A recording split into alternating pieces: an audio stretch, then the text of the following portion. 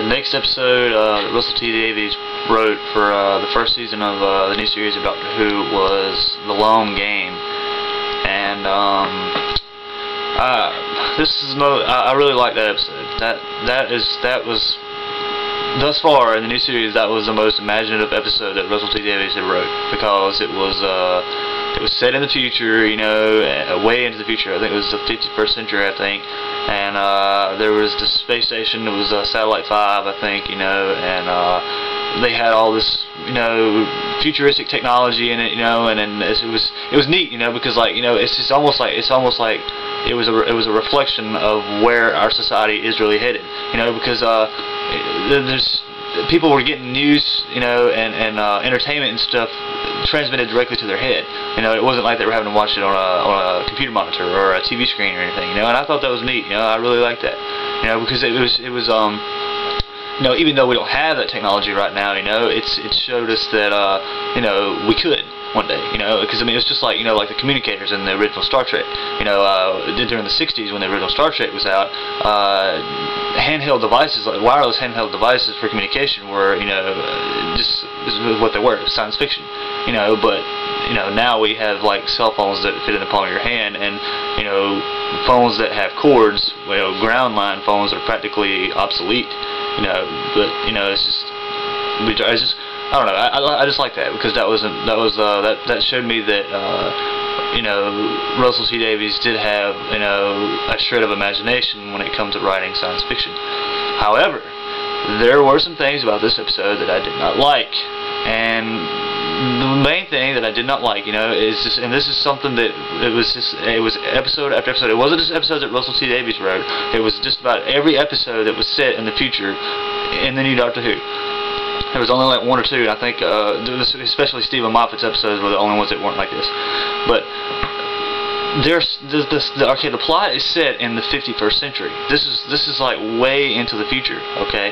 But the inhabitants of Satellite 5 are still wearing clothes that look like you bought them at New York and Company or Ross or something. You know, they look like clothes that you would wear.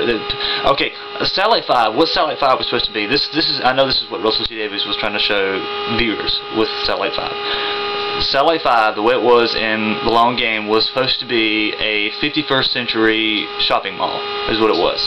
Because there's a scene where Adam and Rose are sitting there talking, and they're in a food court, is what they are. I mean, it looked, just to me, it looked like just like a food court out of a shopping mall. You know, I mean, that's fine. I mean, that's fine. I don't have a problem with that. But that's fine. You know, because I mean, the shopping malls are probably going to be around till, you know, the world ends. You know, but what I didn't like though was that the inhabitants of that shopping mall looked like people that were plucked out of a shopping mall that's today. You know, because they were all wearing clothes that you wear today. You know, and see, original Doctor Who never did that. You know, anytime that the original Doctor Who had a story that was set in the future, even if it was only 200 years into the future, you know, the characters in the episode, their costumes were they were futuristic in nature. You know, they weren't wearing suits and ties and everything like I mean, like just the episode in the 4th season, Planet of the Ood.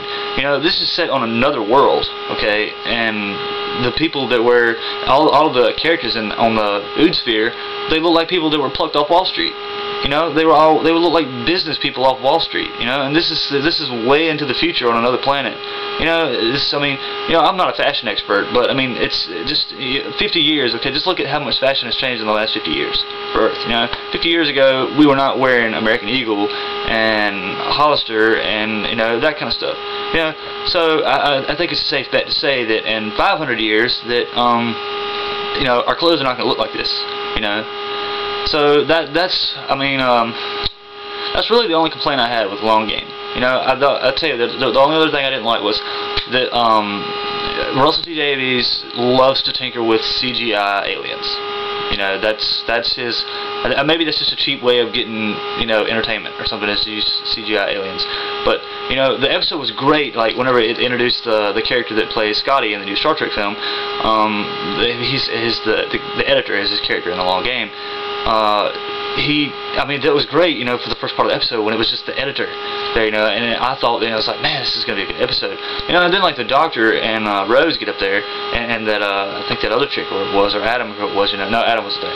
you know, and they look up and there's this slobbering, slimy, huge thing stuffed up in the ceiling, you know, and it had this huge teeth and everything, you know, and it was completely CGI. There was nothing, there was no puppetry or you know, rubber suits or anything. It wasn't like the Slovene and Aliens of London. It was completely CGI, you know. And I just, this to me, I'm just not a big fan of the CGI aliens, and that's why I like the Slovene better.